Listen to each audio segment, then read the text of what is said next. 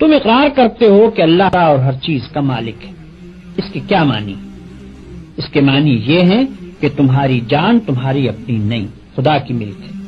تمہارے ہاتھ اپنے نہیں، تمہاری آنکھیں اور تمہارے کان اور تمہارے جسم کا کوئی عضو تمہارا اپنا نہیں.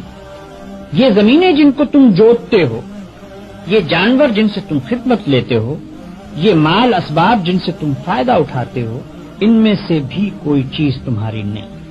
ہر چیز خدا کی ملک ہے اور خدا کی طرف سے عطیے کے طور پر تمہیں ملی.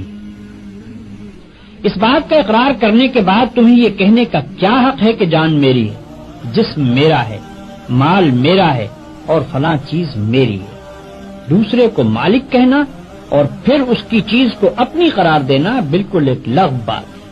اگر در حقیقت یہ بات سچے دل سے مانتے ہو کہ ان سب چیزوں کا مالک خدا ہی ہے تو اس سے دو باتیں خود بخود تم پر لازم ہو جاتی ہیں.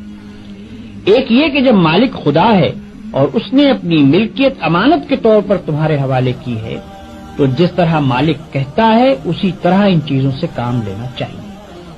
اس کی مرضی کے خلاف ان سے کام لیتے ہو تو دھوکہ بازی کرتے ہو. تم اپنے ان ہاتھوں اور پاؤں کو بھی اس کی پسند کے خلاف ہلانے کا حق نہیں رکھتے. تم ان آنکھوں سے بھی اس کی مرضی کے خلاف دیکھنے کا کام نہیں لے سکتے. تم کو اس پیٹ میں بھی کوئی ایسی چیز ڈالنے کا حق نہیں ہے جو اس کی مرضی کے خلاف ہو. تمہیں ان زمینوں اور ان جائیدادوں پر بھی مالک کے منشا کے خلاف کوئی حق حاصل نہیں ہے. تمہاری بیویاں جن کو تم اپنی کہتے ہو اور تمہاری اولاد جن کو تم اپنی کہتے ہو، یہ بھی صرف اس لیے تمہاری ہیں کہ تمہارے مالک کی دی ہوئی ہے. لہذا تم کو ان سے بھی اپنی خواہش کے مطابق نہیں بلکہ مالک کے حکم کے مطابق ہی برتاؤ کرنا چاہیے. اگر اس کے خلاف کرو گے تو تمہاری حیثیت غاصب کی ہوگی.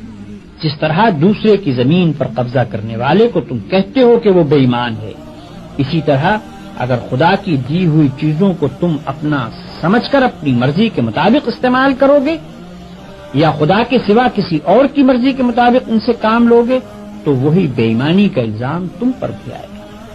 اگر مالک کی مرضی کے مطابق کام کرنے میں کوئی نقصان ہوتا ہے تو ہوا کرے.